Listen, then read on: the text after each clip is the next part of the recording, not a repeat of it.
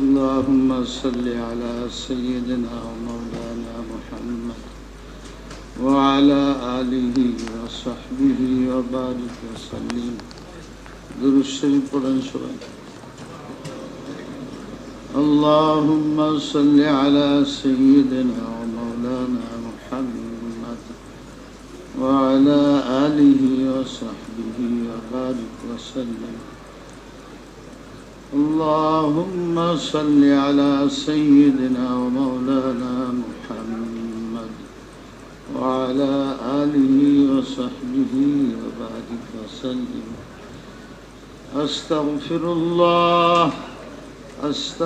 الله الذي لا إله إلا هو الحي القيوم وأتوب إليه. لا حول ولا قوة إلا بالله العلي العظيم. لا حول ولا قوة إلا بالله العلي العظيم. لا حول ولا قوة إلا بالله العلي العظيم. رب اشرح لي صدري ويسر لي أمري. رب اشرح لي صدري ويسر لي أمري واحلل عقدة من لساني يفقهوا قولي. ربي زدني علما ربي زدني علما ربي زدني علما. أما بعد فأعوذ بالله من الشيطان الرجيم. بسم الله الرحمن الرحيم. يا أيها الذين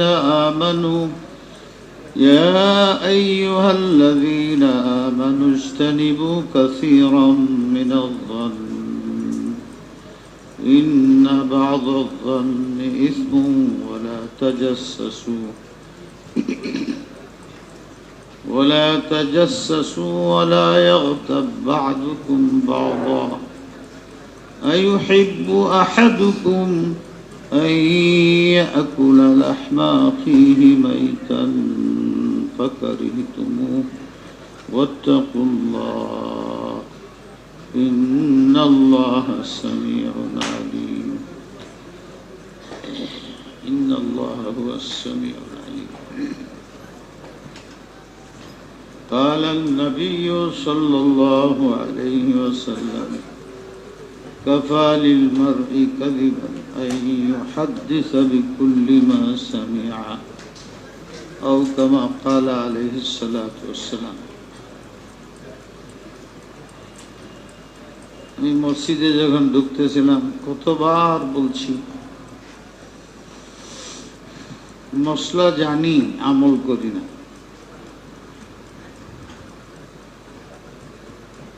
আমার সবচেয়ে বড় রোগ হলো এটা, মসলা জানি আমল করি না। কতবার বলা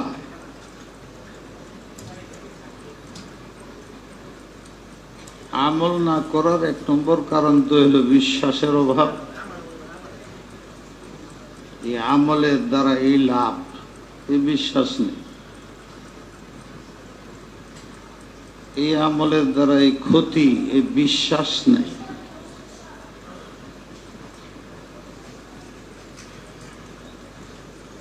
সাপেরে ভয় করি, বিশ্বাস করি।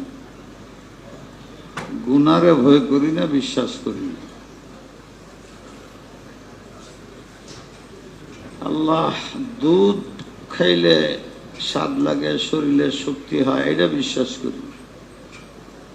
নেক আমল করলেও আত্মার শক্তি বৃদ্ধি পায় এবং শারীরিক শক্তি বৃদ্ধি পায়, এটার বিশ্বাস নেই। মানুষের বিশ্বাস হলো মূল জিনিস। যা বিশ্বাস যত গভীর, শক্ত, মজবুত, দৃঢ় হবে, তার জন্য গুনাহ বর্জন করা, সময় মতো গুনাহকে গুনাহ বুঝা, নেকির কাজ করা, নেকির ফায়দা বুঝা তার জন্য সহজ হবে। আদ-দীনু ইউসরুন, শরীয়তের হুকুম আহকামের মতো এত সহজ আমল দুনিয়ার আমলও না। আমরা দুনিয়াতে মেহনত করি, উপার্জন করি, ব্যবসা করি, চাকরি করি, নকরি করি, কৃষিকাজ করি, দোকানদারি করি, কিছু অর্থ উপার্জনের জন্য, যেটা সম্ভাবনা আছে এবং নাই। কিন্তু এর পিছনে যে মেহনত করি, যে বিশ্বাস, আমাদের লাভ হইতেও পারে, নাও হইতে পারে, লক্ষ্য বস্তু অর্জিত হইতেও পারে, নাও হইতে পারে, তবু আমরা যে বিশ্বাস নিয়ে আমরা কাজগুলো করি, শরীয়তের হুকুম আহকামের ব্যাপারে আমরা তেমন বিশ্বাস মজবুতির সাথে সার্বক্ষণিকভাবে আমরা করি না। অথচ আমরা বিশ্বাস করি যে শরীয়তের আমলগুলোর ফল দুনিয়া আখিরাতে 100 ভাগ সুনিশ্চিত।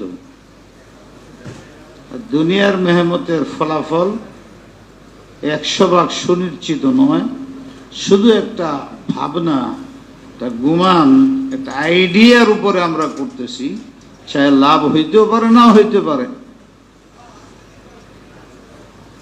আমাদের বিশাল ভুল এটা। দুনিয়ার কাজ করি, কখন কোনটা করতে হবে আমাদের মনে থাকে, টাইম টু টাইম। কিন্তু দিনের কাজে যখন আসি, তো কোন সময় কি কাজ করতে আমার প্রয়োজন, দুনিয়ার জন্য আখিরাতের জন্য, এটা আমাদের মনে থাকে না। নামাজের টাইম চলে যেতেছে, মনে থাকে না। অথচ আল্লাহ জাল্লা শানুহু এবং আকায়ে নামদার মুহাম্মদুর রাসূলুল্লাহ সাল্লাল্লাহু আলাইহি সাল্লাম আমাদের জান মাল ইজ্জতের চেয়ে বেশি দামি। ওনার সুন্নতের প্রতিটি আমল আমাদের জন্য সৌভাগ্য আনে, সৌভাগ্যের কারণ হয়, দুনিয়ারও আখিরাতে। আমরা সচেতন না, আমরা এগুলো করিও না, বুঝবারও চাই না। কেউ বলে দিলে তাও মনে থাকে না, মনে তো হয়ই না।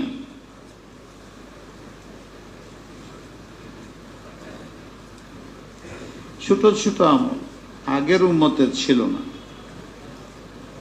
এটা আমাদের জন্য সৌভাগ্য।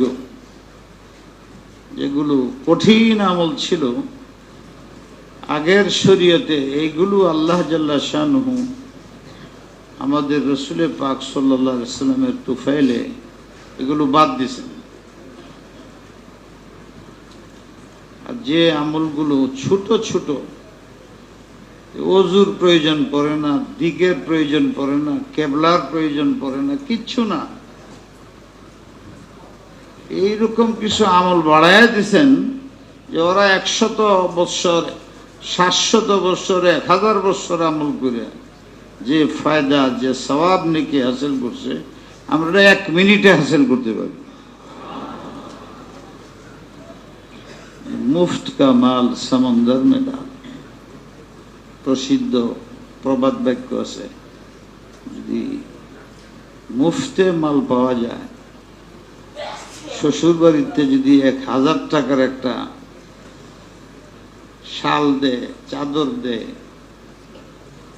সামনে নাল পড়ছে প্যাকের, জুতার মধ্যে প্যাক লাগবে, 1 কদম প্যাকের মধ্যে রাইখা পরে পার হইতে, জুতা দিয়ে মাত্র 25 টাকা।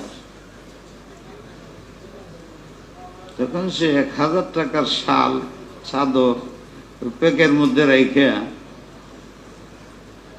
জুতা দিয়ে পাড়া দিয়ে বের হয়ে যায়, যাতে জুতাতে প্যাক না লাগে।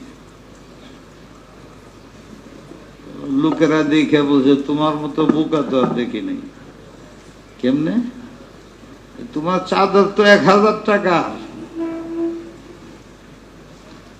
আর ওই প্যাকেটে বাঁচার জন্য 1000 টাকার চাদর এইটার উপরে রাইখে জুতা পার হইলে যাতে জুতাতে প্যাক না লাগে। জুতা তো 25 টাকা,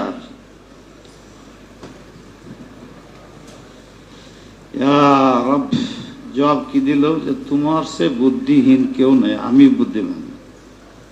কেন?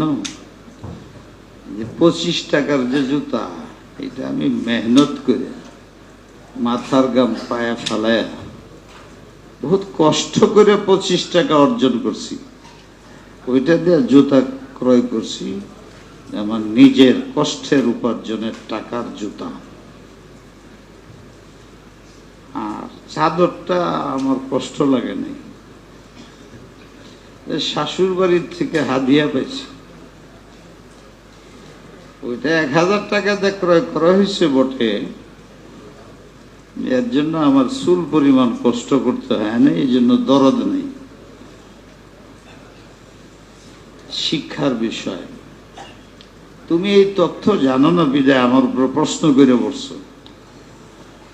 এটা আমার উপার্জনের কষ্টের টাকার জুতা, ওইটা কষ্ট করতে হয় না। আগের উম্মতে 1000 বৎসর ইবাদত করত, কষ্ট করত,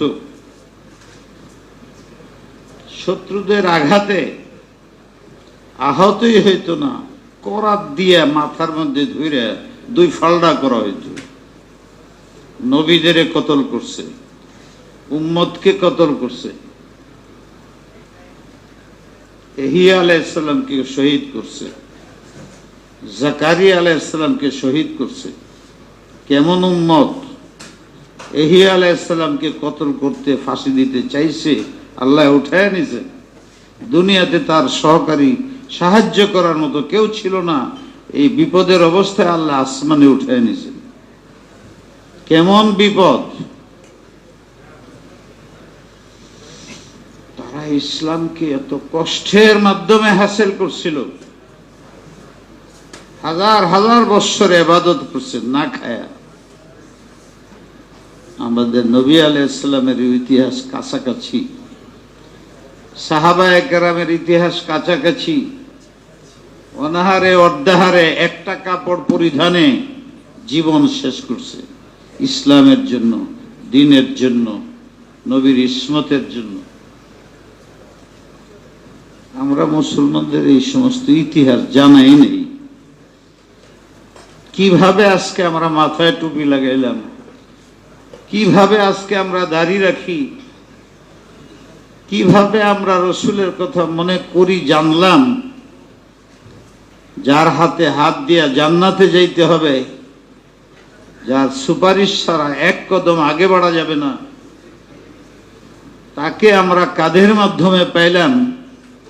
তার প্রতি আমাদের কতটুকু শ্রদ্ধাশীল হওয়া উচিত, তার সুন্নত কতটুকু মানা উচিত, এগুলো আমরা মার গর্ভে জন্ম নিছি, মুসলমান হয়েছি, মুফত কামাল সমন্দর মে ডাল, আমরা কষ্ট ছাড়া মুসলমান হয়েছি। এই জন্য ইসলামের শরীয়তের হুকুম আহকামের আমাদের কাছে কোনো মূল্য নাই, কোনো মূল্যায়ন নাই। বরং আফসোস, আমাদের মুসলমানের মধ্যে থেকে একটা দল উঠে, তারাই ইসলামের বিরুদ্ধে, কোরআনের বিরুদ্ধে, হাদিসের বিরুদ্ধে, হাত্তাকে আল্লাহর রসুলের বিরুদ্ধে সমালোচনা করে। আমরা গাডা কাঁদি, চুপ করে বসে থাকি। শুধু তাই না,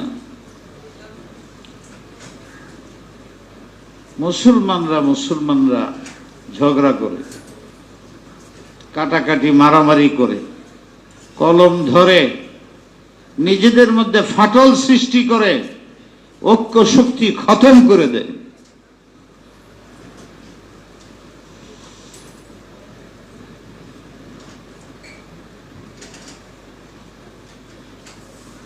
যে কলসের মধ্যে কিছু নেই, মাকড়সায় বাসা বানায়। যে দুর্বল হয়, তার ঘাড়ের ভিতরে বিড়াল বসে থাকে। বাঘের গাড়ে তো বিড়াল বসে না, কুকুরেরটাও বসে না, কুকুর তার চেয়ে শক্তিশালী। বাঘ দেখলে আপনি ভয়ে দৌড় দেন, সিংহ দেখলে পুরো এলাকা দৌড় দেয়, হাতি দেখলে সবাই যায় দেখে, চিমনি মারে, টান মারে, এটা করে সেটা করে। জানে হাতি আমার কিছু করবে না, করতে পারত, করে যদি অসুবিধা আছে। উট দেখলে সবাই দেখবার যায়, টান মারে, পোলাফানে চালায়, নাকের মধ্যে লাগায় ঘুরায়। বাঘের সিংহ সাপ দেখলে সব দৌড়। দুর্বল হইলে চমগাডরেও নাচে। হাতি পায়খানা করে যে বিরাট বড়, দেখবে ওখানে পাখিরা নাচতেছে, কিন্তু পাখির গলার মধ্যে, হাতির গলার মধ্যে, পিঠের মধ্যে যায় নাচে না। কেরে লেজ দিয়ে একটা বাড়ি মারবো, কোথায় যায় পড়বো উপায় নেই। যদি বসে যে বাড়ি মারে উড়িয়া কোথায় চলে যায়, জানে যে বাড়ি খেলে মরে যাব। উম্মতে মুসলিমা বিরাল হয়ে গেছে, এদের ইমানি শক্তি নাই। আপনি কষ্ট পেতেছেন হুজুর, আপনার আমারও একই অবস্থা। ভয় লাগে। মুসলিম অধ্যুষিত দেশ, সংখ্যাগরিষ্ঠ মুসলিমের দেশ, ইসলামের বিরুদ্ধে যা কাজ হয় প্রতিবাদ করতে আমাদের ভয় লাগে। কাদেরকে? ইহুদি, খ্রিস্টান, অমুসলিমদের ভয় না, মুসলমানদের ভয়। প্রতিবাদ করলে একে প্রতিহত করার জন্য শক্তিশালী সরকারি বেসরকারি আছে, দমন নীতিতে চলবে। আমরা ভয়ে পলায় যাব, নাইলে আত্মহত্যা করতে। এই অবস্থা। ইহুদি নাই এনেকাটা, এই এলাকাতে ইহুদি আছে, খ্রিস্টান নাসার আছে, সব মুসলমান, পুরুষও মুসলমান, নারীরাও মুসলমান, বাচ্চারা তো মুসলমান বটেই, বাপের কারণে, মায়ের কারণে, যুবকরাও মুসলমান, সব মুসলমান। ভাস্কর হইতেছে আমরা প্রতিবাদ করার মতো যোগ্যতা রাখি না, ক্ষমতা রাখি না। ভয় লাগে। কারা করতেছে? অমুসলিমরা, মুসলিমরা করতেছে। মুসলিম ভাইয়ে ভাইয়ে ঝগড়া লাগানোর জন্য রাস্তা তৈরি হইতেছে। একদল হ্যাঁ বলবে, একদল না বলবে, মারামারি হবে, কাটাকাটি হবে। সুচিন্তা করার লোক নাই, কার বিষয়ে কার দিলে কেমনে আঘাত লাগতেছে। মসজিদ, চারপাশে মসজিদ, এখানে এটা শোভা পায় কিনা, মুসলমানের দিলে আঘাত আসবে কিনা, এগুলো দেখার কেউ নাই। যারা কিছু দেখার জন্য দৌড়দৌড়ি করে তারা নিপীড়নে পড়ে, তারা পেরেশানি উঠায়, অন্যরা বসে বসে হাসে। সাহস কেমনে হয় মুসলিম অধ্যুষিত এলাকায়? এই কারণেই হয়, তারা জানে যে মুসলিমে মুসলিমে লাগবে, আর এলাকার মানুষের মধ্যে দ্বন্দ্ব হবে, শেষ পর্যন্ত কিছুই হবে না, আমি যেটা করি এটাই হবে। মুসলিমের ঐক্য নাই। এই জন্য যে মনে চায় সে আমাদের ঘাড়ে বসে, বিড়াল এসে আমাদের ঘাড়ে বসে। ইহুদি খ্রিস্টানরা হাসতেছে, অমুসলিমরা হাসতেছে। ফ্রান্সে আগেও আমি বলছি, সে গালি দিতেছে আমাদের দিত, অসুবিধা ছিল না, আমাদের নবীরে গালি দিছে, চরম গালি। আমরা এখানে প্রতিবাদ করতেছি, এটা আমাদের দায়িত্ব, করতেছি। কিন্তু হ্যাঁ তো এনে বসে হাসতেছে, দিছি মুসলমানদের নবীরে গালি, মুসলমানের নবীরে গালি দিছে। আরেকবার এই দেশে এসে দেখেছে। তখন আমি বলছিলাম ফ্রান্সের প্রফেসরের কথা কি, সে তো তার কাজ করে চলে গেছে দেশে থেকে। নবীর বদনাম বাংলাদেশের জমিনে দাঁড়ায় করে গেছে সে, কত চলে গেছে তার দেশে ফ্রান্সে, তারা তো তারা গলায় মালায় দিতেছে। সংখ্যাগরিষ্ঠ মুসলিম দেশে তুমি অমুসলিমের পর্চা ঝান্ডা উত্তোলন করে নবীরে গালি দেয়া বাইচে আইসা বলছো, ও নাকি আমাদের ক্ষমতা চলে, সে তো সম্বর্ধনা দিতেছে। যেমন আমি যদি আমেরিকায় যাই আল্লাহ রসুলের নামে প্রশংসা করিয়া আর তাদের মূর্তির বিরুদ্ধে কথা কয়ে আইসা পড়তে পারি, তারপরে কি করবেন? এয়ারপোর্টে আমার গলামালা দিবেন, হুজুর এটা কাজ করেছে। তারাও তো এরকম তারে গলার মালা দিতেছে, একটা বিশাল কাজ করেছে। কিন্তু এই দেশে যে বিপ্লব হইল, আল্লাহর ইচ্ছা, আল্লাহর নবীর হেফাজত আল্লাহ করেন, মুসলিম অমুসলিম সবাই প্রতিবাদ করছে মানবতার কারণে। এত বড় একজন মানুষ, তোমরা নবী মানো না, কিন্তু পৃথিবীর মানুষ তাকে 1 নম্বর মানবতার দূত বলছে। ফলে অমুসলিমরাও প্রতিবাদ করার পরে শুনলাম যে দুঃখ প্রকাশ, মাপ টাপ চাইতেছে, নমনীয় হয়েছে।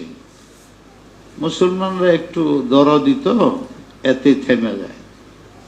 আচ্ছা মাপ চাইছে, সব জিনিস মাপ চাইলে মাফ হয় না। একজন মানুষ যদি একজন মানুষকে কতল করে দিয়ে পরে মাফ চাই, এটা মাফ হইব? এটার জন্য কেসাস আসবে।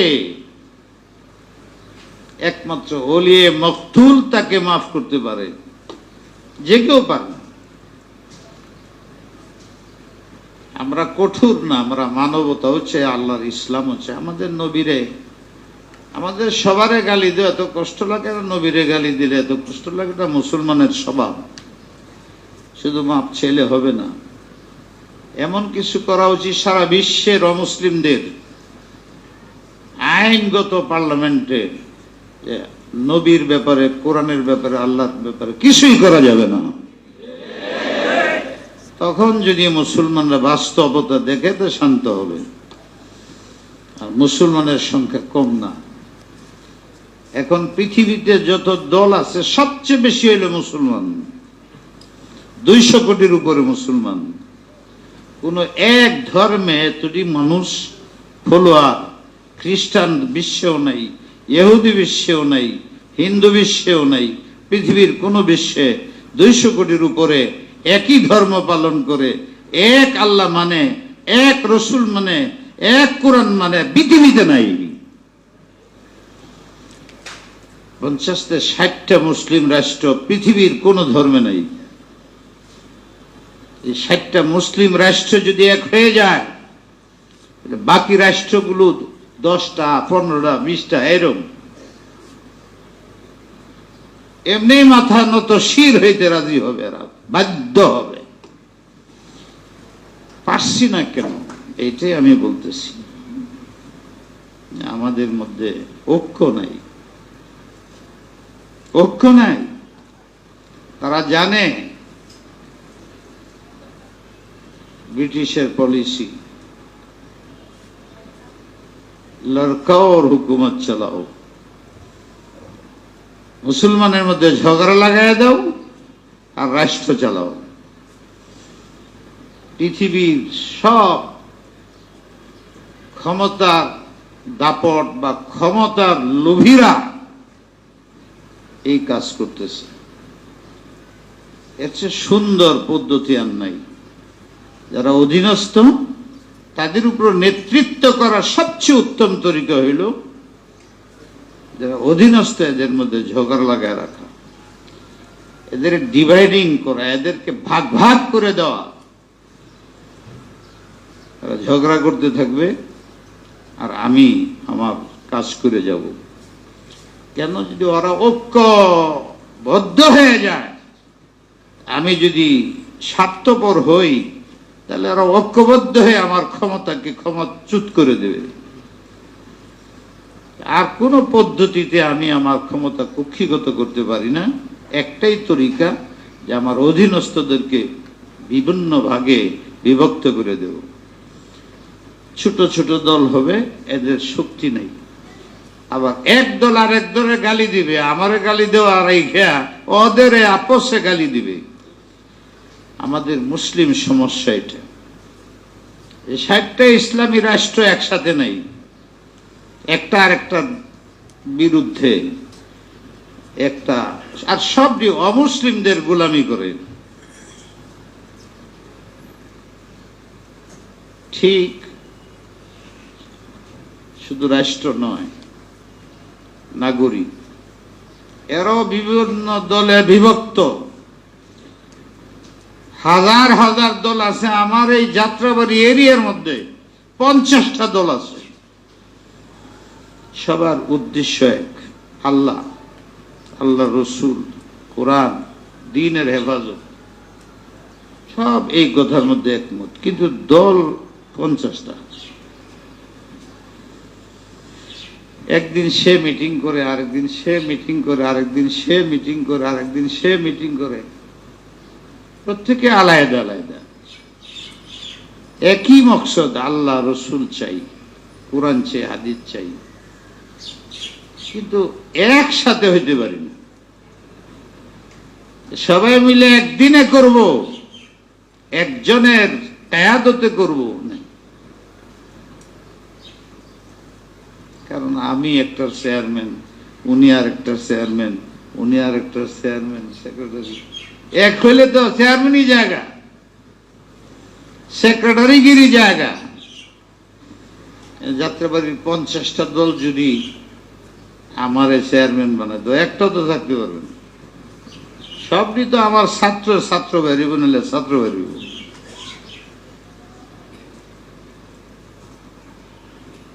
আমার চেয়ারম্যান বেরোলে তার আর চেয়ারম্যানই থাকবে না। তো অনেক কিছু করে, আমারে জানায় না, আবার দায়ী করে। আমারে দেশের মানুষও দায়ী করে। হুজুরের সামনে দিল, হুজুর কিছু কয় না, জানি না। একজনে কইল, হুজুর আপনি মুরব্বী। আমি মুরাব্বা তোমরা হইয়া এরকম ঘটনাই না ঘটাইয়া দিলা, আমারে জানাইলে না। অর্থ মুরব্বী আনলা, আমারে জানাইল। দেশের মানুষ এলাকায় তো বলবো হুজুর নাই। বলে আপনি শনিবার দিন ছিলেন না, সোমবার দিন মিটিং করতেছে, শনিবার দিন আমি নাই। সোমবার দিন থেকে মিটিং, শনিবার দিন থেকে শুরু করছ। তো এই হলো ঘটনা। এটা মুসলিম কোনদিন, সে ফাসেক মুসলিম হোক, আল্লাহ রসুলের বিরুদ্ধে, মূর্তির পক্ষে কোনদিন কথা বলতে পারে না। কিন্তু এটা নিয়ম আছে, নিজাম আছে। ঢিল মারার আগে তোমার শরীরে ভোমরা কামড় দিবে, ওইটার ব্যবস্থা আগে করতে হবে।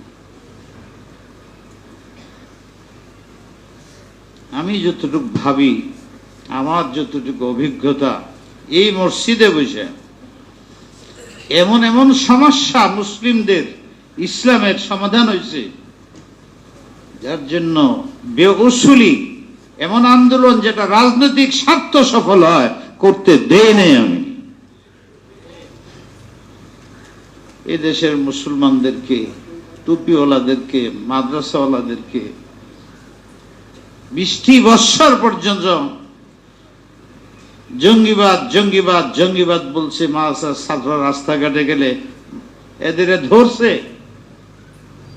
টুপিওয়ালারে তারা সবসময় অরষ্ঠ, ভয়ে কাতর হয়ে রয়েছে। শত শত আন্দোলন হয়েছে, এর যে কোনো লাভ হয় না আমি সেটা বলি না, কিন্তু যখন আমি চরম অবস্থা দেখছি, তখন আমি একাই এইখানে দাঁড়া করায়া বলাইছি যে এই দেশে কোনো মাদ্রাসা, মসজিদ, কোনো টুপিওয়ালা, দাড়িওয়ালা জঙ্গিবাদ নয়, এখানে দাঁড়ায় বলে যেতে হবে। আপনাদের মনে আছে? এটা যে উনি করছেন তা নয়, এটা মিটিং এর মধ্যে হয় নাই, এর আগে আমার 1 মাস খাটতে হয়েছে আন্ডারগ্রাউন্ড। এটা স্বরাষ্ট্রমন্ত্রীর এই অধিকার নেই ঘোষণা করার, যতক্ষণ পর্যন্ত দেশের পিএমএ না করে, প্রধানমন্ত্রী করে। কোন মন্ত্রী প্রধানমন্ত্রী আইনের বিরুদ্ধে, পার্লামেন্টের আইনের বিরুদ্ধে কথা বলতে পারে? সে যে এনে দাঁড়ায় ঘোষণা করলো, এটা কি উনি পিএম এর সাথে পরামর্শ করেন নাই? কি বলেন, করছে না? এইটা কি এখানে আমি যে বলছি না, ওই দিন এমনি হয়ে গেছে? এর আগে কিছু মেহনত করতে হয় নাই? ঘুম যাতে আমার উপরে না আসে, এত কঠিন, এটা ওই এলান করে পরে যেতে হবে, নাহলে আমারও বলে যেতে হবে আমি জঙ্গিবাদী। এই পেশটা যে আমি দিলাম, এর আগে আমি কিছু করি নাই।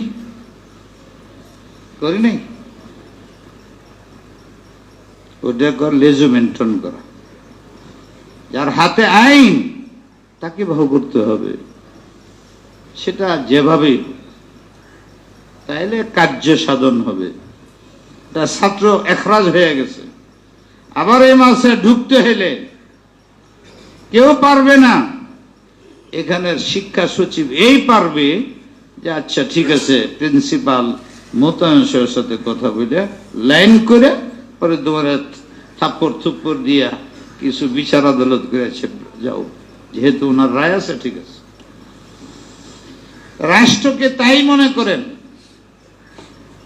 শুধু তাই না, খুতবা নিয়ে গন্ডগোল হয়েছে, কত কিছু আন্দোলন হয়েছে।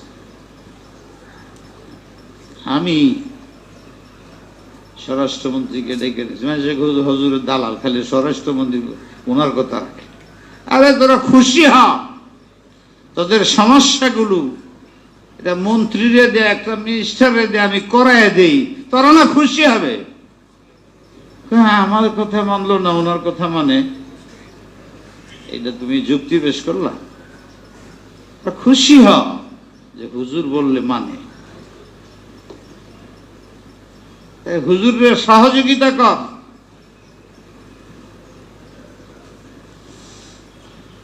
চাপও দিতে হবে, সহনীয় চাপ দিতে হবে, এবং কিভাবে সমাধান করা যায় ওই রাস্তাটা নিয়ে আলোচনাও করতে হবে। বেশি চাপ দিলে বিল্ডিং ভেঙে পড়ে যাবে, কিন্তু আমরা চাই না। গন্ডগোল লাগাও, রাজনৈতিকরা রাজনৈতিক স্বার্থ উদ্ধার করুক, আমার স্বার্থে, একটা সাধারণ স্বার্থের জন্য সারা দেশ ভেঙে যাক, এটা চাই না। মুজাদ্দিদ আলফে সানি রহমতুল্লাহ আলাই আকবরের বিরুদ্ধে আন্দোলন করছেন, যেভাবেই হোক আন্দোলনে উনি বিজয় হয়ে গেছে। সেনাবাহিনী ওনার পক্ষে এসে গেছে, এত সোজা। আর সারা মুসলমানরা, আলিমরা পর্যন্ত ওনারে সরকারের দালাল লাগছে। এখন যখন এই সরকারের দালালে সরকারের বিরুদ্ধে অভ্যুত্থান ঘটায় দিছে, সেনাপতি উনার মুরিদ, কে উনারে জেলে নিবে? যে জেলে নিবে হেরে অ্যারেস্ট করে ফেলাইতেছে জেলে। এতদিন পরে তারা বুঝছে যে আরে উনারে দালাল দালাল করলাম, কারবার তো ঘটায় দিচ্ছে। 500 পৃষ্ঠার বই শেখ আব্দুল হক দেহলভি ওনার বিরুদ্ধে লিখছিল, পরে আবার আরো 500 পৃষ্ঠার বই লিখে ওনার কাছে ক্ষমা চেয়েছে। পলিসি বুঝো না, সময় তো জায়গা, আপনাদেরও অনেক কিছু শুনাইতে মনে চায়, কারণ মরণের সময় হয়ে গেছে তো আমার, চলে যাবো, বুঝবেন না আপনারা অনেক কিছু। আমার তর্জ তরতিব, এত বড় প্রতিষ্ঠান কেমনে চালাই, সারা দেশে চালাই, বুঝতে হয়, বুদ্ধির হেকমত লাগে, কেমনে চলে এগুলো। এলাকা 4 পয়সা আমি মানুষের কাছে কোনোদিন চাইছি? এই মসজিদে এলান করছি যে আমার যাকাত দেন, কেমনে চলে? আমার আল্লাহ চালায়। কে চালায়? এর বিরুদ্ধে যারা বাহিরে যারা সমালোচনা করে এরা সবের মুখের মধ্যে পুক করবে। দেশে এই এলাকার সবাই জানে আমাদের সমালোচনা করা যায়, কাজ করা কঠিন। ঘোষণা হইল কোন খুতবা বাধ্যতামূলক নয়। ইমামরা খতিবরা তারা নিজেরা খুতবা দিবে, সরকারের খুতবা বাধ্যতামূলক। যা হয়েছিল ওই দিনে উৎখাত হয়ে গেছে। আন্দোলনে হয়েছিল না, আমি করছিলাম, আপনারা অনেকে হয়তো জানেন না, কারণ এটা যাত্রাবাড়ি হয়, এটা গুলশানে হয়েছে। ওখানে এসে এলান করতে হয়েছে সরকার খুতবার উপরে কোনো চাপ বা বাধ্যতামূলক নেই। ভুল বুঝাবুঝি হয়েছিল, সরকার চাইছিল এই যে আমি ওয়াজ করতেছি এই জিনিস এই সময় আপনারা জঙ্গির বিষয়ে আলোচনা করেন, কিন্তু এইটারা খুতবা বলে বসে রয়েছে। খুতবা তো আরেক জিনিস, আর এই বয়ান আরেক জিনিস। কিছু নাস্তিকবাদীরা খেতাব শব্দ না লিখে খুতবা লিখে দিয়া আলেমদের উপরে বিপদ চাপাইয়া দিছে, সরকারের উপরেও বিপদ চাপাইয়া দিছে। এটি তো আলেমরা বুঝে। যদি সরকার মনে করত যে ভাই খুতবা কি জিনিস, খেতাব কি জিনিস, খিতবা কি জিনিস, এটা যদি আগে আলেমদের কাছে জিজ্ঞাসা করত, ধর্মীয় বিষয়গুলোর ব্যাপারে সরকারের উচিত ভালো আলেমদেরকে জিজ্ঞাসা করা, তাহলে অনেক ফিতনা দূর হয়ে যাবে। যে খুতবা আর খিতবা এর মধ্যে পার্থক্য, খেতাব এর মধ্যে পার্থক্য। এরা বলবে যে কথাটা সেটা ছিল যে খেতাবের মধ্যে বয়ানের মধ্যে আপনারা বলবেন, কিন্তু যারা দুষ্টামি করে এরা এটারে খুতবা লিখে দিছে। ফলে আমাদের আলেমদের বিদ্রুত হয়ে আলেমরা প্রতিবাদ তো করবেই। আমি নামাজ পড়াম জুমার 2 রাকাত, এর যদি কয় যে ফাতিহাটা পড়বে একজনে নামাজের অবস্থা, আর একজনে বাকি সূরা পড়বে, এটা হইব? তো খুতবা তো নামাজের অংশ। এইটা সরকারে সূরা ফাতিহা সরকার বানায় দিবে নাকি? এনে তো সূরা ফাতিহা পড়তে হইব, এটা সরকারে বানায় দিবে, এটা হবে না। খুতবা ওয়াজিব, সূরা ফাতিহা পড়া ওয়াজিব। নামাজের মধ্যে যেমন সূরা ফাতিহা ওয়াজিব, খুতবা ওয়াজিব। এটা ওই যিনি ইমাম তিনি যে সূরা ফাতিহা পড়বেন নিজ ইচ্ছায়, কেরাত ওনার নিজ ইচ্ছায়। এখানে কেউ বলে দিবে না যে এই সূরা পড়বেন আর এই সূরা পড়বেন, নাই। তাহলে তো নামাজের মধ্যে প্রশ্ন দাঁড়াবে, যে ইমামের মনে আসবে যে আমি ওই কেরাতটাই পড়লাম যেটা আমার সভাপতি বলে দিছে। এই কেরাতটা কার জন্য হইল? এই নামাজের মধ্যে খুতবা বাধ্যতামূলক হইতে পারে না। উনি খুতবা দিবেন, ওনার মনে যা আসবে সেটা দিবেন। চলে এটাও কমপ্লিট করলাম আমি। 2-3 ইমাম গেছিল, হয়ে গেছে। ঠিক তবলিগের ব্যাপারে চরম অবস্থা দাঁড়াইল, এটাও আমি করছি। আমার জীবনে কোনোদিন সরকারি অফিসে যাই না, কিন্তু তবলিগের এই সমস্যার জন্য শেষ পর্যন্ত আমার উপরে দায়িত্ব আসছিল। আমার 2-4-5-10 বার সচিবালয়ে যেতে হয়েছে। খারাপ যা হয়েছে তাতে ভালো বেশি হয়েছে।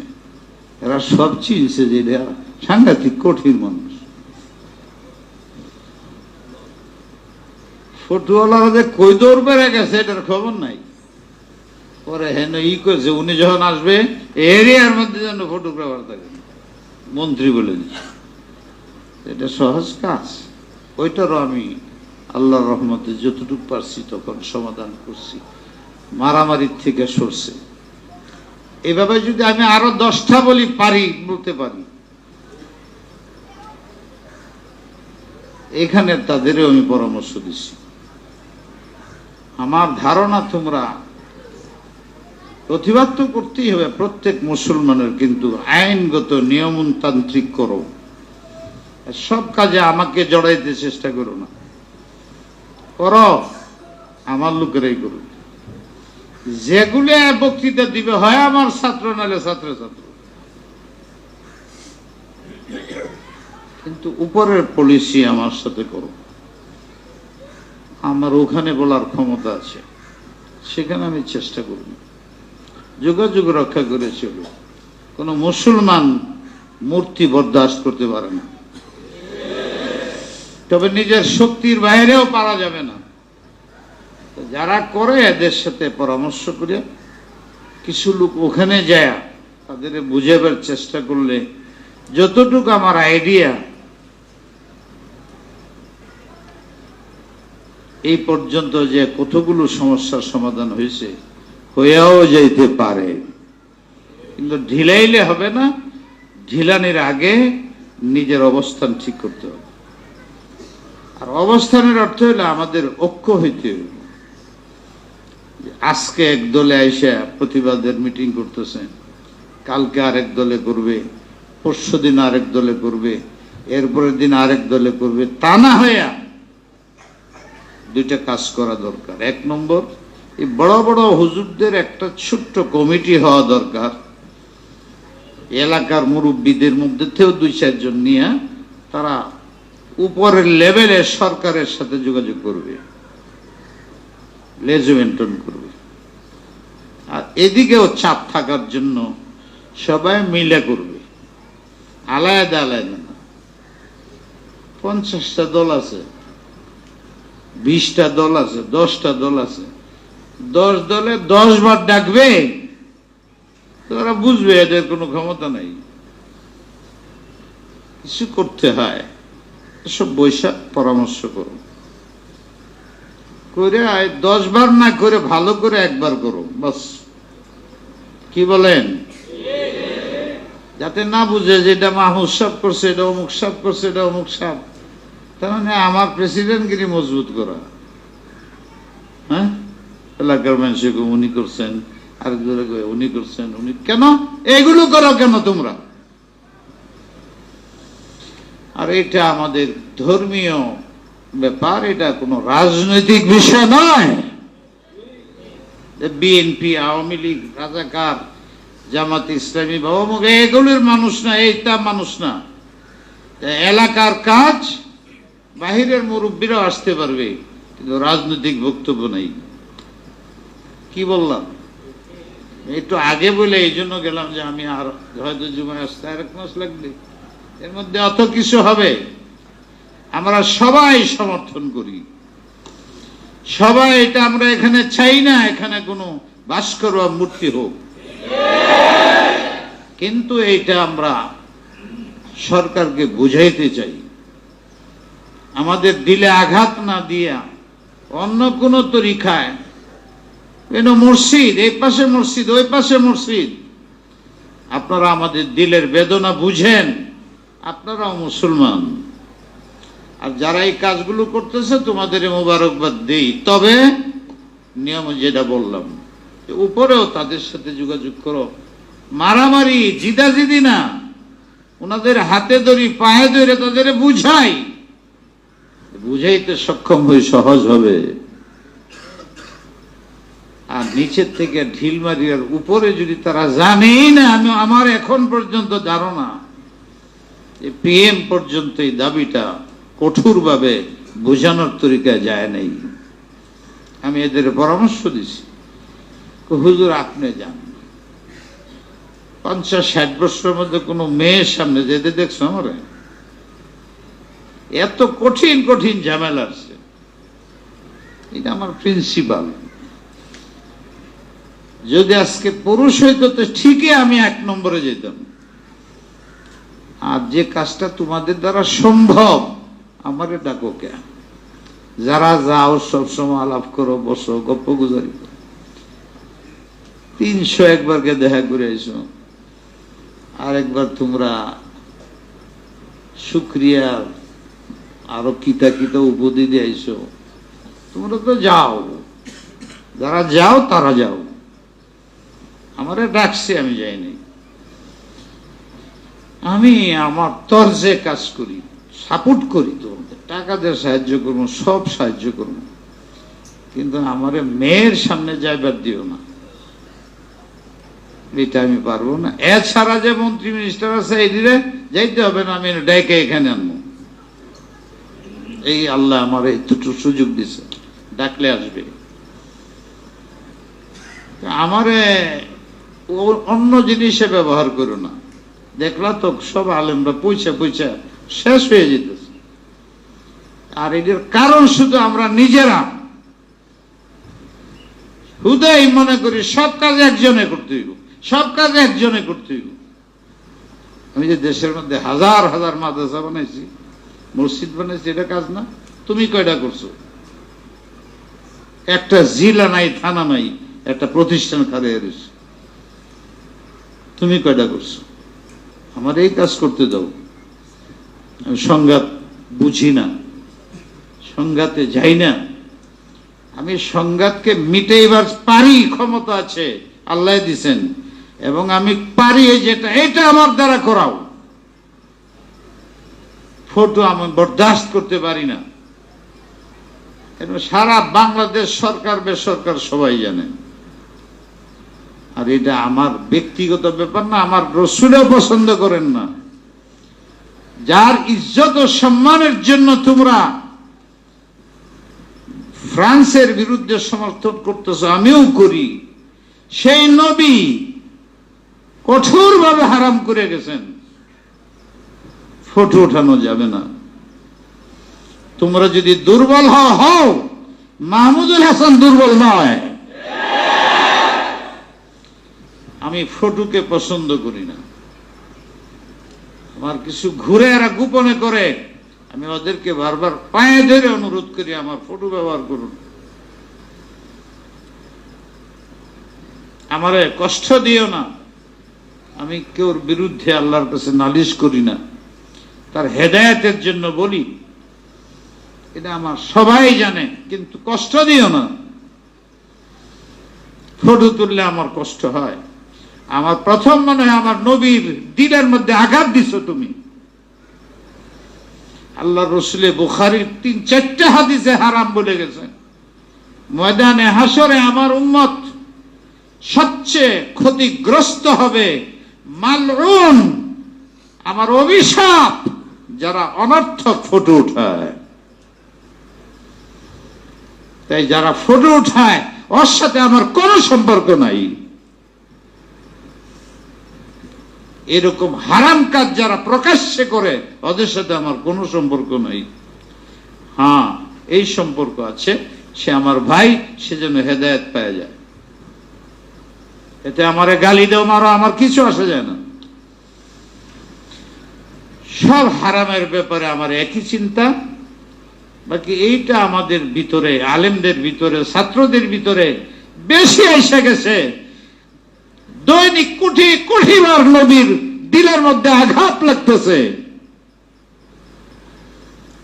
আগে লাগতো পাবলিকের দ্বারা, স্কুল কলেজের ছাত্রের দ্বারা, এখন লাগে মাদ্রাসার ছাত্র শেখুল হাদিস পিসাবের দ্বারা।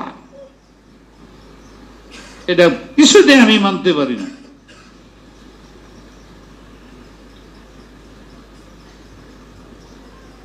এতে তোমরা আমার খারাপ কো ভালো কো, যে নবীর ইসমাত ইজ্জতের জন্য সব করতে পারো, কেন তোমরা এটা ছাড়তে পারো না? নবী হারাম করে গেছে এটাকে। মিডিয়া ছাড়া ইসলামের প্রচার সম্ভব না। কে বলছে নবীর যুগে মিডিয়া ছিল? এমন মিডিয়া বানাও তোমরা যে মিডিয়ার ভিতরে মেয়ে লোকের ফটো থাকবে না। এমন পত্রিকা বানাও, টাকা নেও, যেটার মধ্যে গুনার কাজ থাকবে না, ফটো থাকবে না, এইগুলো থাকবে না। এতটি মুসলমান এই শয়তানবিহীন, ফটোবিহীন পত্রিকা চালাইতে পারে না, অনলাইন চালাইতে পারে না। আসে না আলেম, সেই রাস্তা গ্রহণ করো। অন্যের লেজ ধরো কেন? ফটো কেন উঠাও? প্রকাশ্যে বলো, দলিল দাও। হুজুর বলছেন লানাতুল্লাহ আলাল মুসাফফিরিন, আখরাজাহুল বুখারী। এরকম 4-5টা হাদিস না, 20-25টা হাদিস আমি বই লেখছি এটির উপরে। তোমরা পড়ে আবার চুরির মতন এই অপরাধ কেন করো? আমার নবীর ইজ্জতের উপরে দৈনিক আঘাত করতেছ সুন্নতের খেলাফ করে। এই জন্যই বিদেশিরা দেখছে যে নবীর উপরে তো আঘাত হেরাই করে, আমরা করার সাহস দিলাম তাদের। আপনারা আমার সামনে তওবা করেন যে নবীর সুন্নতের খেলাফ কিচ্ছু হবে না। আল্লাহ কবুল করো। আর নবীরা আঘাত দিবে, আমরা এটা সহ্য করতে পারি না।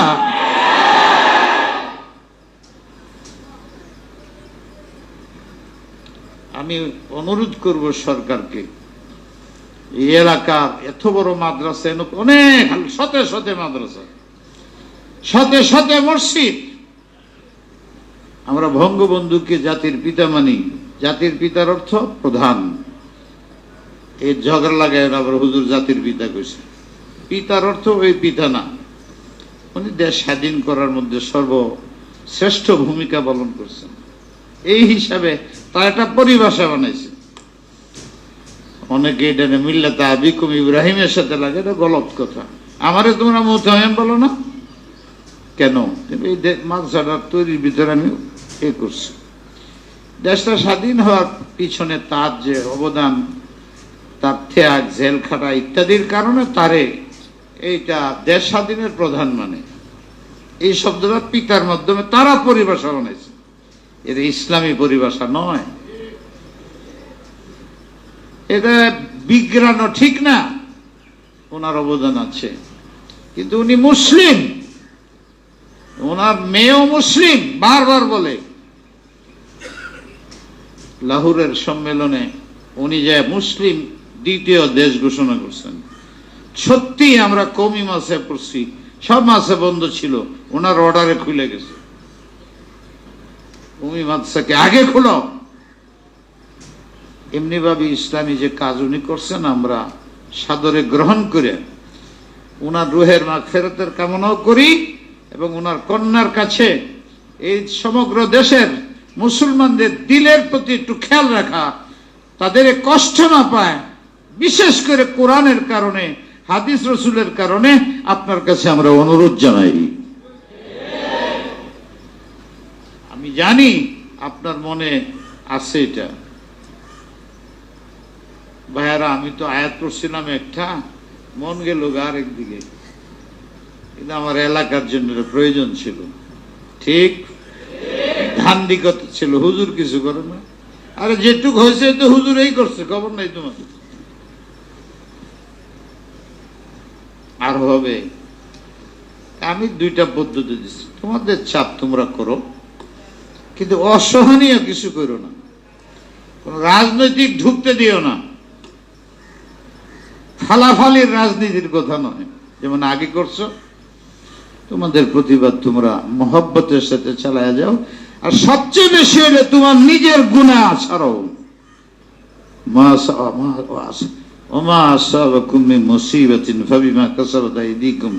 এই মাসার একটা ছেলে যদি অপরাধ করে, তাহলে এটার জন্য দায়ী কে হবে সমাজের কাছে? এটুকু বোঝার ক্ষমতা আপনাদের নাই। আমি মুহতামিম, এখানে একটা ছেলে, একটা উস্তাদ মাদ্রাসায় অপরাধ করলে সরকার কাকে জিগাবে? কাকে? মুহতামিম সাহেবকে। অথচ মুহতামিম সাহেব জানি না, কিন্তু দায়ী কে? মুহতামিম সাহেব। তার জবাবদিহিতা করতে হবে, তার উপরে বিপদ আসবে। ছাত্রদের এটা বুঝা চলতে হবে। এই পৃথিবীর সমস্ত মুসলমান একটা মাদ্রাসা, এইটার মুহতামিম হইলেন হযরত সাইয়্যিদুনা শেষ নবী মুহাম্মদুর রাসূলুল্লাহ সাল্লাল্লাহু আলাইহি ওয়াসাল্লাম। উনি দুনিয়াতে নাই, আল্লাহ ওনার হেফাজতের জিম্মেদারি নিছেন দুনিয়াতেও আখিরাতেও।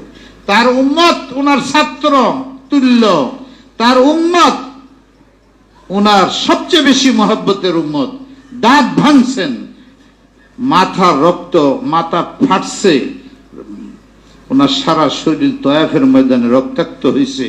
এই সব রক্তের বিনিময়ে আরো লাখো কোটি মুসলমান ছাত্র শিক্ষকের বিনিময়ে আজকে আমরা মুখে নবীর সুন্নত দেখি, মাথায় নবীর সুন্নত দেখি, খাওয়া দাওয়া সর্বক্ষেত্রে যেইটুকু অনুশীলন আছে এই দেশে সবচেয়ে বেশি আছে, ইসলামের নাম আছে, তাদেরই রক্তের বিনিময়ে, তাদেরই ইখলাসের বিনিময়ে, তাদের সুন্নতের ইত্তেবার বিনিময়ে, তাদের ত্যাগের বিনিময়ে আছে। অতএব আমরা এক হই এবং নবীর সুন্নত পালন করি। না পালন করলে, যেমন একটা ছাত্র অপরাধ করলে সেই বদনাম যে সব মুহতামিমের ঘাড়ে পড়ে, আমরা মুসলমানরা যখন গুনার কাজের মধ্যে গোপনে ওপেনে গুনাহ করা শুরু করে দেই, তখন বেদিনরা, অমুসলিমরা আমার নবীর ইজ্জতের উপরে হামলা করার সুযোগ পায়। আমাদের গুনাহ ছাড়তে হবে, সমাজের গুনাহ ছাড়তে হবে, ব্যক্তি গুনাহ ছাড়তে হবে, রাষ্ট্রের গুনাহ ছাড়তে হবে, মহিলাদের গুনাহ ছাড়তে হবে, পুরুষের গুনাহ ছাড়তে হবে। যখন আমরা স্বর্ণের মানুষ হয়ে যাব, তা আমার নবীর সুনাম বাড়তে থাকবে। আর আমরা যত অপরাধ করব, ইসলামের বদনাম হবে, মুসলমানের বদনাম হবে, মুসলমানের আল্লাহর বদনাম হবে, মুসলমানের রসুলের বদনাম হবে, মুসলমানের কোরআনের বদনাম হবে, মুসলিম আদর্শের বদনাম হবে।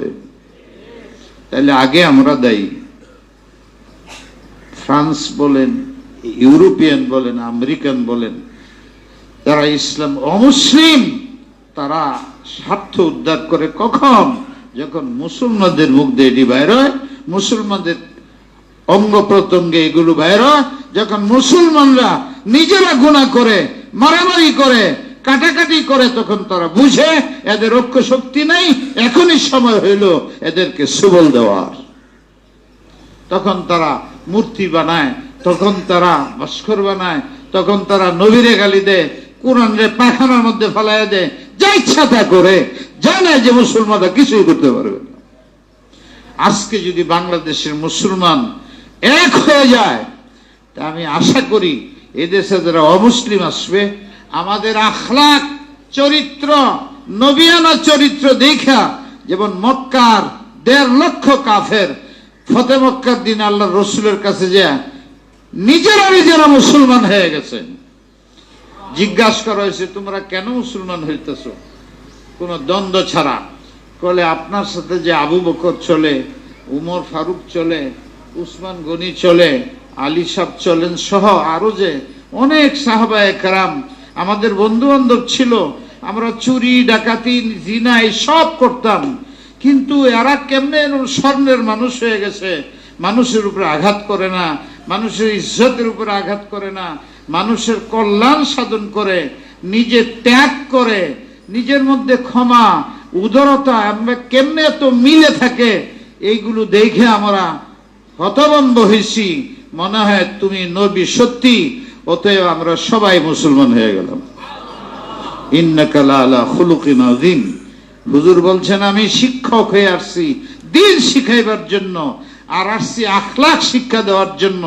তোমাদের দ্বারা যেন কোনো গুনাহ না হয়, মুখের দ্বারা না হয়, চোখের দ্বারা না হয়, হাতের দ্বারা না হয়। স্বর্ণের মতো মানুষ যদি হও, তাহলে কাফে অমুসলিমরা তোমাদের দেখা, খ্রিস্টানরা তোমাদের দেখা, যেখানে মাত্র আমি একা ছিলাম, আজকে তোমাদের 200 কোটি হয়েছে। যদি তোমরা নবিয়ানা আখলাকের উপরে থাকো, এই 600 কোটি সব মুসলমান হয়ে যাবে। তোমাদের আখলাক দেখে যেন ওরা ক্ষতিগ্রস্ত না হয়, তোমাদের চরিত্র দেখে যেন তারা তোমাদের প্রতি ঘৃণা না করে। আল্লাহ আমাদের তৌফিক দিক। ভাইয়েরা আমার, এলাকাবাসী এবং যুবক ভাইয়েরা, নবীর আখলাক ছাড়া, ওনার মতো পবিত্র পূর্ণ চরিত্র ছাড়া আমরা কামিয়াব হইতে পারবো না। হুজুর বারবার বলছেন, আমি দিন শিক্ষা দেওয়ার জন্য আইছি, আর চরিত্রের সংশোধনের জন্য আইছি। সব উলামারা লিখছেন, ইসলামের এই ঊর্ধ্বগতি, ইসলামের উত্থান, এত 1400-র মধ্যে এই খ্রিস্টান ইহুদিদের প্রতিবাদের মুখেও কিভাবে ইসলাম 200 কোটি লোক মানুষ মুসলমান হয়ে যায় সারা পৃথিবীতে, 60টা রাষ্ট্র হয়ে যায় নামের হইলেও, তখন সবাই এক কথা, আল্লাহ রসুলের যে চরিত্র, উনার যে দিনের নিজাম এবং ইসলামের যে হুকুম আহকাম এত যুক্তিযুক্ত, এবং নবীর চরিত্র এত আকর্ষণীয়, এবং মুসলমানের চরিত্র একই আকর্ষণীয়। যদি মুসলমান ইসলামের উপরে চলে, তাহলে এই দেশের ভিতরে, ওই দেশের মধ্যে শুধু শান্তি আসবে, সেখানে শোষণ থাকবে না, ক্ষমতার বড়াই থাকবে না, অহংকার থাকবে না, সব ভাই ভাই হয়ে যাবে, শান্তির দেশ জগৎ হয়ে যাবে। আমরা ওইটা চাই। সবাই আমরা এক হইয়া মহাব্বতের সাথে। 1 নম্বর তওবা করা অতীত গুনাহ থেকে, 2 নম্বর আর গুনাহ না করা, 3 নম্বর ফরজ তরক না করা, ওয়াজিব তরক না করা, সুন্নতে মুআক্কাদা তরক না করা, 4 নম্বর শক্তি সামর্থ্য অনুযায়ী নফল আদায় করা, দান খেরাত করা, গরিবের প্রতি খেয়াল রাখা, রোগীর প্রতি খেয়াল রাখা। 5 কইলাম না 4 কইলাম? হ্যাঁ, 5 নম্বর আপনার সন্তান, চাই মেয়ে হোক ছেলে হোক, এদের দ্বীনি তরবিয়ত করেন, দ্বীন শিখান, মৌলিকভাবে দ্বীন শিখান, নবীর পরিচয় পরিচিত করেন, আল্লাহর পরিচয় পরিচিত করেন, কোরআনকে পরিচয় পরিচিত করেন, হাফেজ বানান, আলেম বানান। আপনার জানাজা পড়বে, জানাজা পড়ার জন্য আরেকটা মানুষ খরচ করতে হবে না, এমন একটা ছেলে তৈরি করে যান। এরপরে তাকে ব্যারিস্টার বানান, আপত্তি নেই, কিন্তু এমন ব্যারিস্টার বানাবেন না যে বিসমিল্লাহ পড়তে পারে না, এমন ব্যারিস্টার বানাবেন না মৃত্যুর সময় কালিমা পড়তে পারে না, এমন ব্যারিস্টার বানাবেন না যে আলেম উলামা কোরআন হাদিস নবীর উপরে আঘাত করে।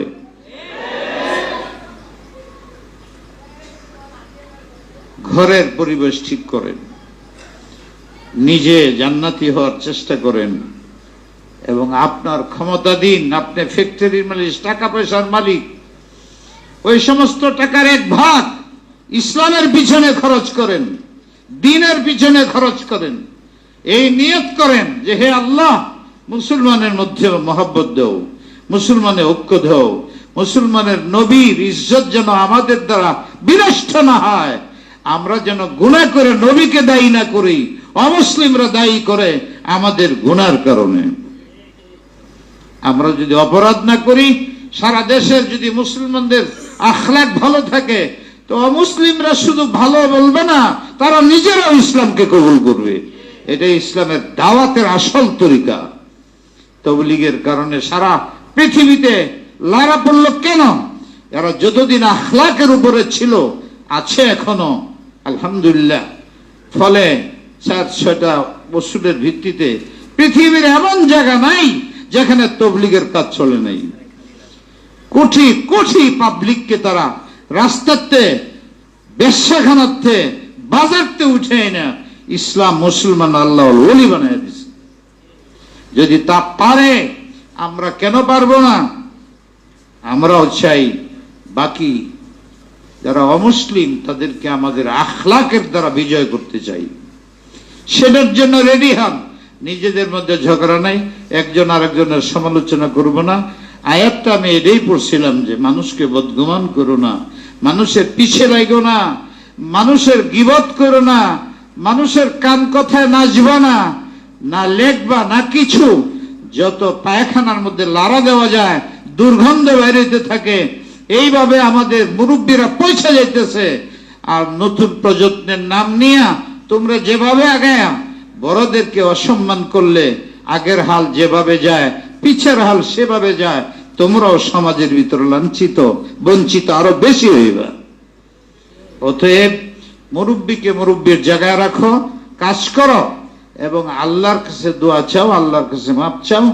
আল্লাহ পাক আমাদের ক্ষমা করে দেন, আমাদের নবীর ইজ্জতকে আমরা হেফাজত করতে পারি। আমরা যদি গুনাহ করি, আমরা সুন্নাত না মানি, তো আমরাই তো নবীর ইজ্জতের উপরে হামলা করলাম। তাহলে অন্যরা আরো বেশি করবে। তাই আপনাদের কাছে অনুরোধ, আমার এই কথাগুলো আপনারা যেখানে যেখানে পারেন ওখানে শুনে দিবেন। দরদ চাই, মহাব্বত চাই, ঐক্য চাই, গুণাবর্জন চাই, নেকির কাজ করতে চাই, একজনের ক্ষতি করতে চাই না, তার উপকার করতে চাই, অপকার করব না, প্রতিশোধ গ্রহণ করব না, ক্ষমা, উদারতা, দয়া, মহব্বতের দা বিজয় করিয়া ইসলামের সুনাম হবে। আমার নবীকে মানুষে বলবে পৃথিবীর সবচেয়ে বড় নবী, আর বলবে সবচেয়ে বড় মানবতার প্রতীক। আল্লাহ আমাদের আমলের তৌফিক দিক। ওয়া আখিরু দাওয়ানা আলহামদুলিল্লাহি রাব্বিল আলামিন।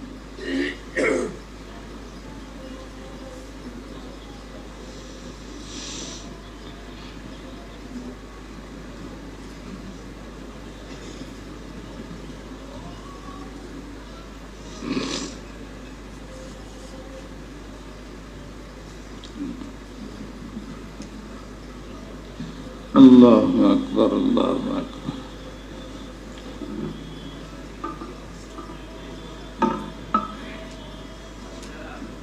আল্লাহু আকবার, আল্লাহু আকবার। আশহাদু আল্লা ইলাহা ইল্লাল্লাহ।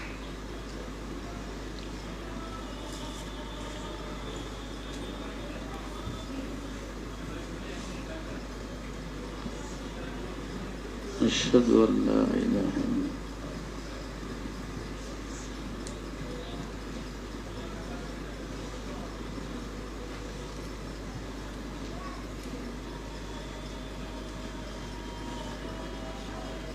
أشهد أن لا إله إلا الله.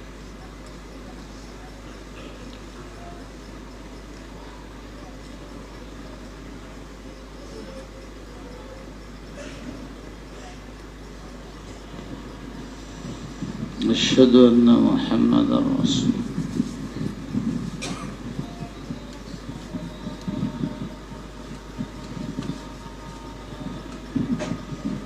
لا حول ولا قوة إلا بالله.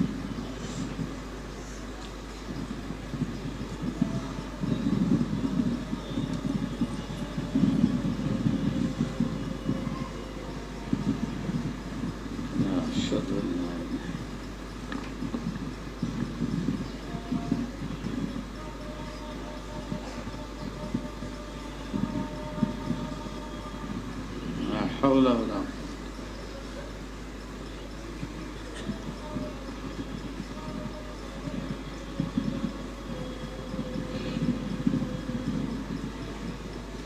لا حول ولا قوة إلا بالله.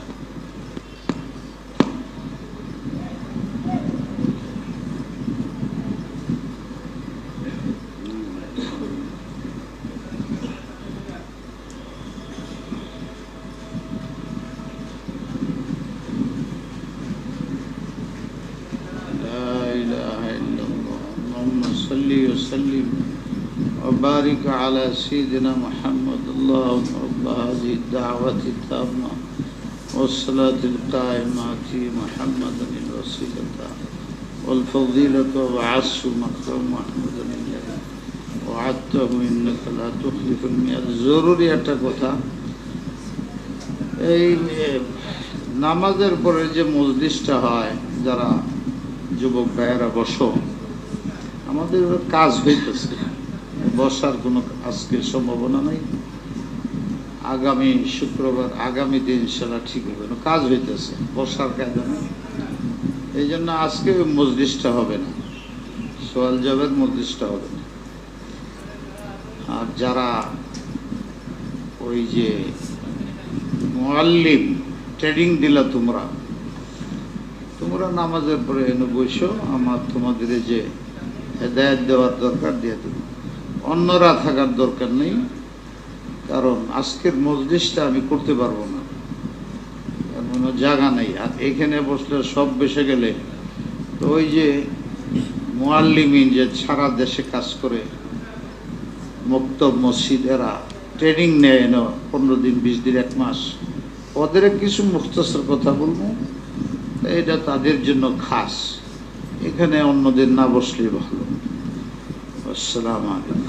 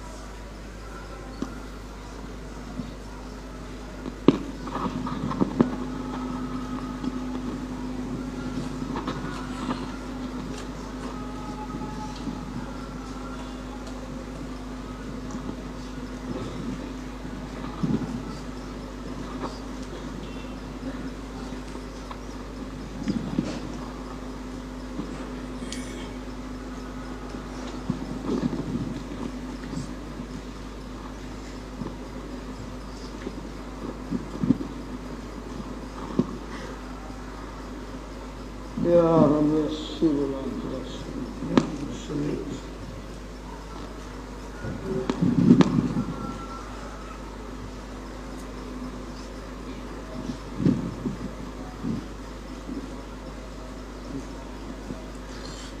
الله أكبر الله أكبر الله أكبر الله أكبر أشهد أن لا إله إلا الله أشهد أن لا إله إلا الله أشهد أن محمدا رسول الله أشهد أن محمدا رسول الله حي على الصلاة حي على الصلاة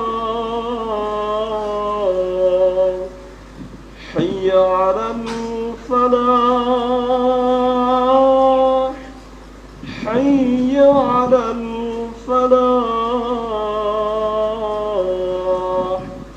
الله أكبر الله أكبر لا إله إلا الله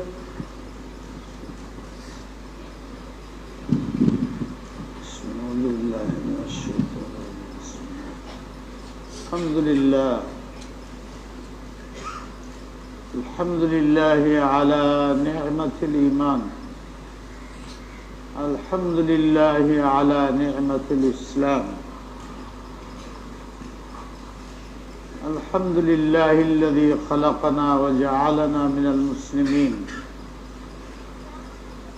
وهدانا إلى طريق مستقيم ومن علينا بالكتاب المبين كتاب عظيم كتاب لا ريب فيه هدى للمتقين وأمرنا بما أمر به المرسلين أمرنا بالأمر بالمعروف والنهي عن المنكر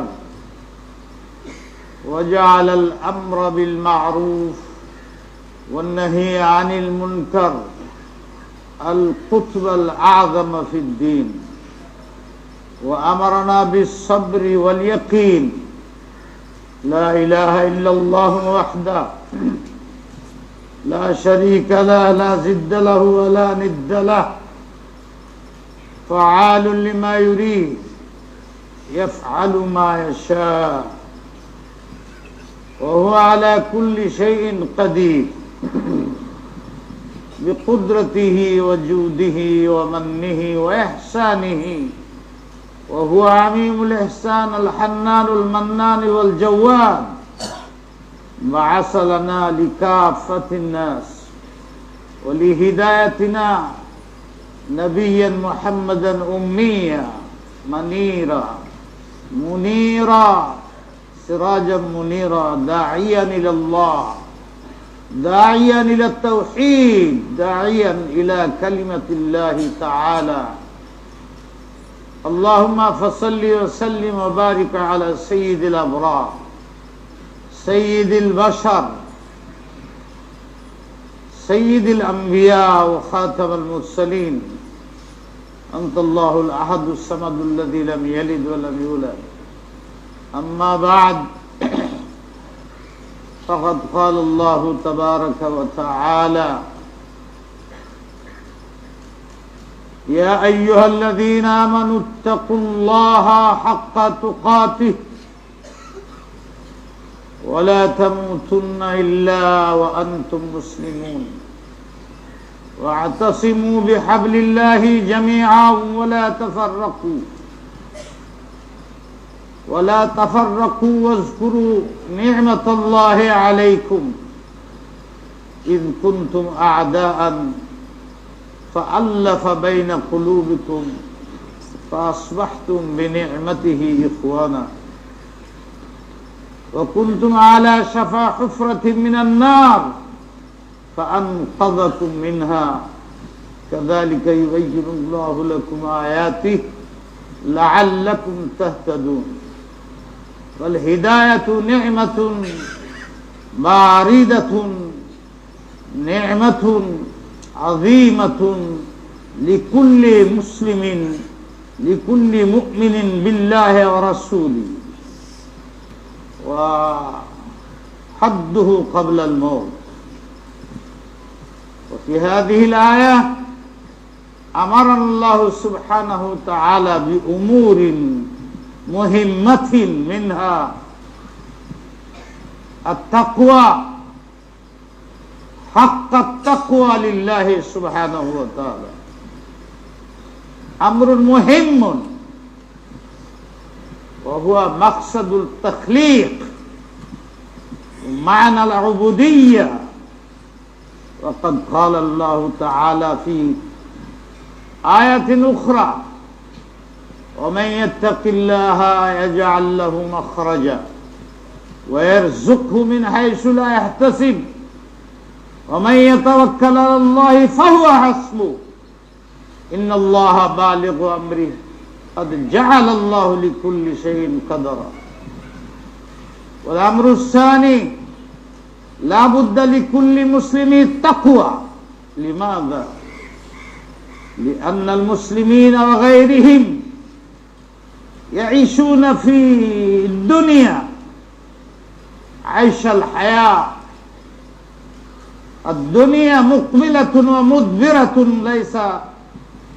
ليست فيها دوام مقبلة مدبرة فانية غير دائمة لا بد لكل نفس يوما يأتي إليه على عجله كما قال الله تعالى سبحانه وتعالى كل نفس ذائقة الموت فلا بد الهداية قبل الموت لا فائدة بعد الموت. وللهداية التقوى قبل الموت والاستعداد قبل الموت ولا يمكن الاستعداد ولا الاتفاق ولا التقوى إلا بالاجتماعية وبقوة الاجتماعية والاتحاد والاتفاق. فلا بد من الاتفاق والجمعية وقوة الجمعية في الفرد في المجتمع في الحكومة في أراكين الحكومة وجامع أفراد الناس في البلاد. فاتقوا ولا تفرقوا فإن التفرقة نزغ الشيطان فمن تفرق تقطع القوة الإسلامية. هذه هي أصبحت سببا حتى العلماء والطلباء والناس جميعا أصبحوا لعبة العساكر الكفار لعبة اللاعبين لعبة للناس جميعا حتى المسلمين وقعوا في ضيق شديد. أمر الرابع لا بد من التوبة عن سائر المعاصي من غير فرق بين الصغائر والكبائر والفواحش والمنكرات فإن المعاصي تجلب الشر والسيئات والفساد مثل القرون والشدائد والمصائب عملا خاصة. نعم والحسنات ضد السيئات تجلب المنافع تجلب العبدية التقوى والمحبة والمودة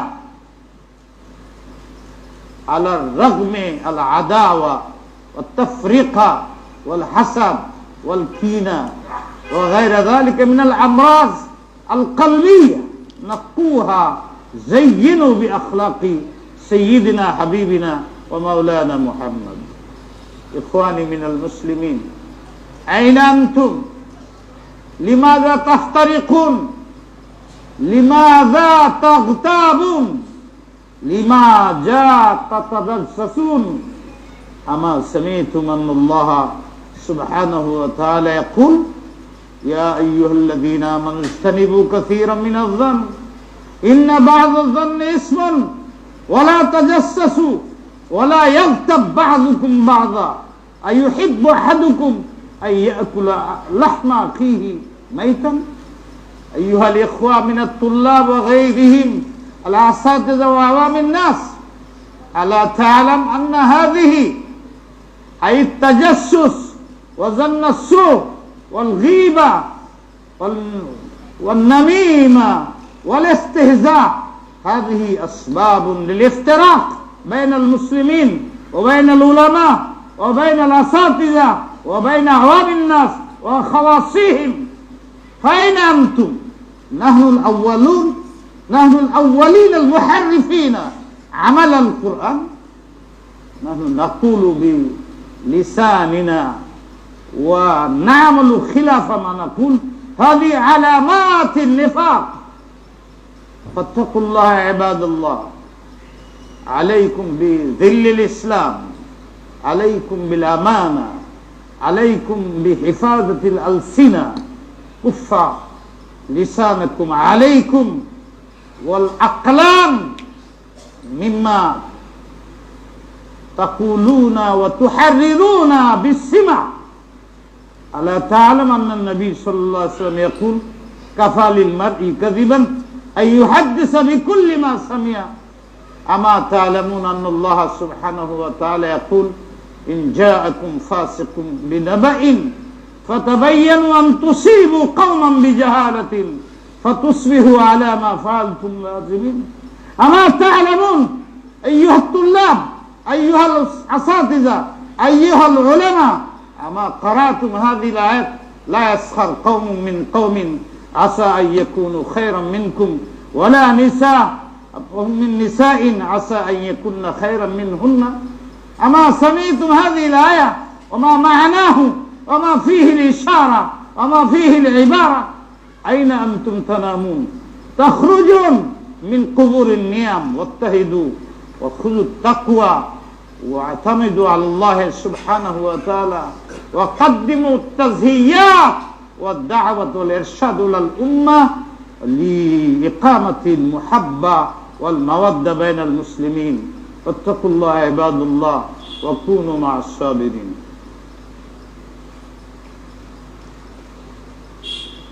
الحمد لله نحمده ونستعينه ونستغفره ونؤمن به ونتوكل عليه ونعوذ بالله من شرور أنفسنا ومن سيئات أعمالنا. من يهده الله فلا مضل له ومن يضلله فلا هادي له ونشهد أن لا إله إلا الله وحده لا شريك له ونشهد أن سيدنا ومولانا محمدا عبده ورسوله أرسله الله تبارك وتعالى إلى الناس كافة بالحق بشيرا ونذيرا بين يديه الساعة. من يطع الله ورسوله فقد رشد ومن يعصيما فإنه لا يضر إلا نفسه ولا يضر الله شيئا. أعوذ بالله من الشيطان الرجيم. بسم الله الرحمن الرحيم. إن الله وملائكته يصلون على النبي يا أيها الذين آمنوا صلوا عليه وسلموا تسليما. اللهم صل وسلم وبارك على سيدنا محمد وعلى آله الطيبين وأصحابه أجمعين.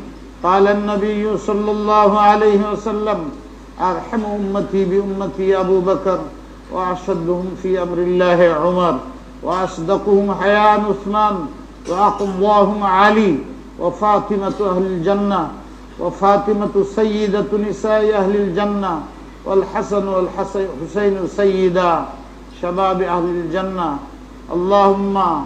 اللهم ارحم على أصحاب محمد صلى الله عليه وسلم.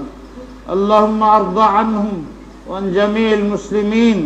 اللهم ارض عن جميع المخلصين أهل المدارس والطلاب والأساتذة والمتدينين والمحركين للإسلام لإحياء سنة النبي الأمين إنك على كل شيء قدير اللهم ارحم على أمة محمد صلى الله عليه وسلم واحفظ أعمارهم وأعراضهم ودماءهم وأموالهم اللهم احفظنا واحفظ جميع الأمة عن المصائب والشدائد إنك على كل شيء قدير ربنا آتنا في الدنيا حسنة وفي الآخرة حسنة وقنا عذاب النار عباد الله رحمكم الله إن الله يأمر بالعدل والإحسان وإيتاء ذي القربى وينهى عن الفحشاء والمنكر والبغي يعظكم لعلكم تذكرون فاذكروني يذكركم واشكروا لي ولا تكفرون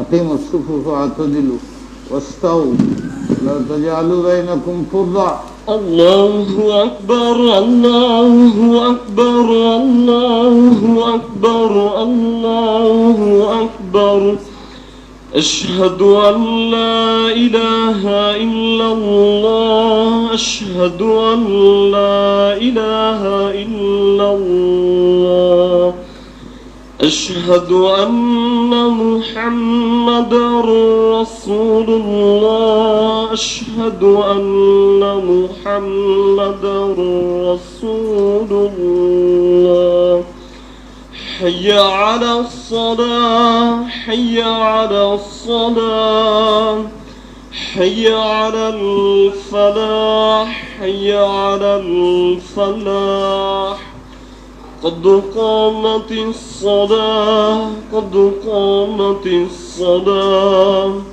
الله أكبر الله أكبر لا إله إلا الله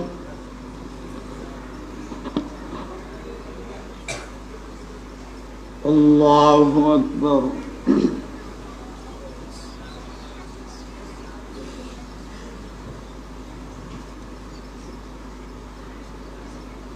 الحمد لله رب العالمين الرحمن الرحيم مالك يوم الدين إياك نعبد وإياك نستعين اهدنا الصراط المستقيم صراط الذين أنعمت عليهم غير المغضوب عليهم ولا الضالين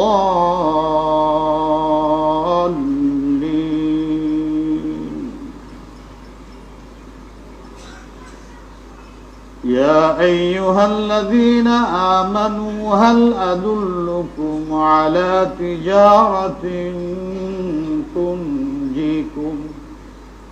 تنجيكم من عذاب أليم تؤمنون بالله ورسوله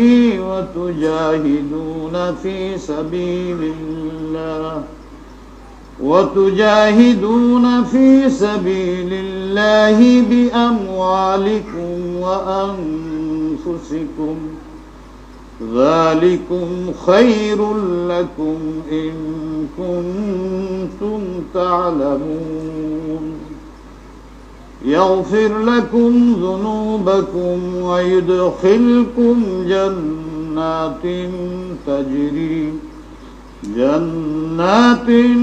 تجري من تحتها الأنهار ومساكن طيبة في جنات عدن ذلك الفوز العظيم وأخرى تحبونها نصر من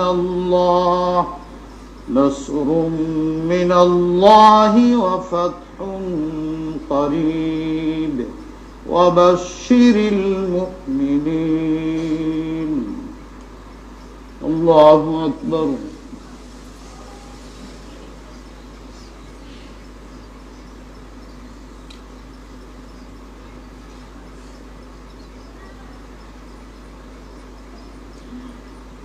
سمع الله لمن حمده الله أكبر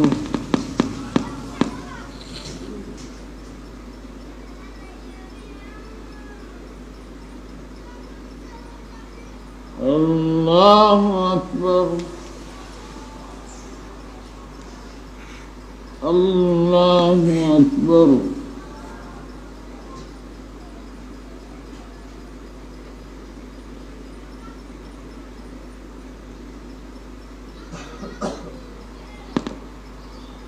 الله أكبر الحمد لله رب العالمين الرحمن الرحيم مالك يوم الدين إياك نعبد وإياك نستعين اهدنا الصراط المستقيم صراط الذين أنعمت عليهم غير المغضوب عليهم ولا الضالين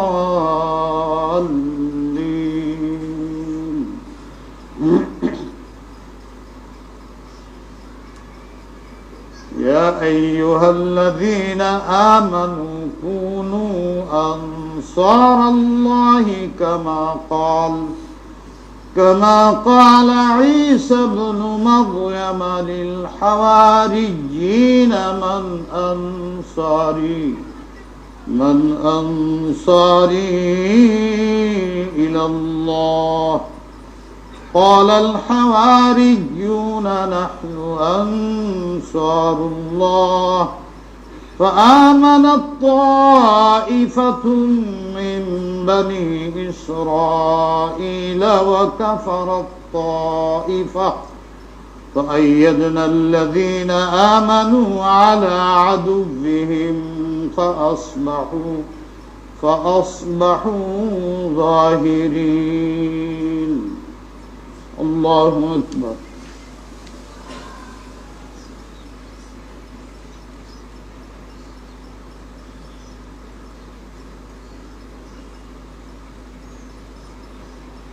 سمع الله لمن حمده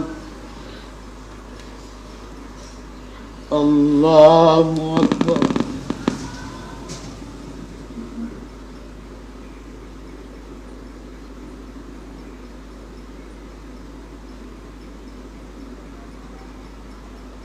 الله أكبر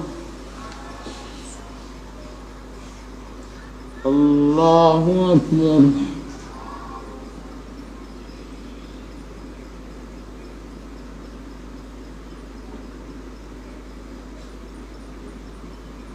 الله أكبر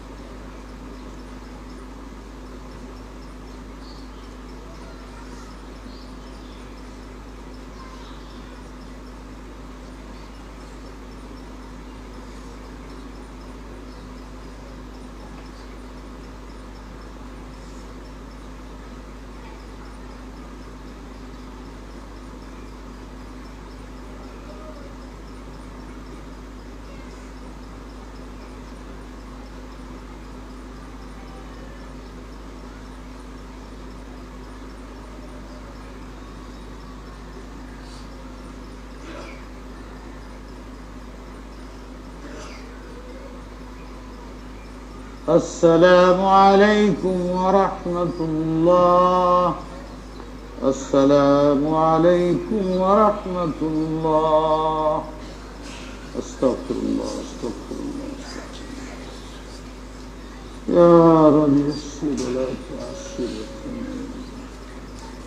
اللهم صل وسلم وبارك على سيدنا ومولانا محمد اللهم أرنا الحق حقا وارزقنا اتباعه وأرنا الباطل باطلا وارزقنا اجتنابه اللهم أعنا على ذكرك وشكرك وحسن عبادتك ربنا ظلمنا أنفسنا وإن لم تغفر لنا ذنوبنا وترحمنا لنكونن من الخاسرين ربنا لا تزغ قلوبنا بعد إذ هديتنا وهب لنا من لدنك رحمة إنك أنت الوهاب رب ارحمهما كما ربياني صغيرا رب ارحمهما كما ربياني صغيرا ربنا آتنا في الدنيا حسنة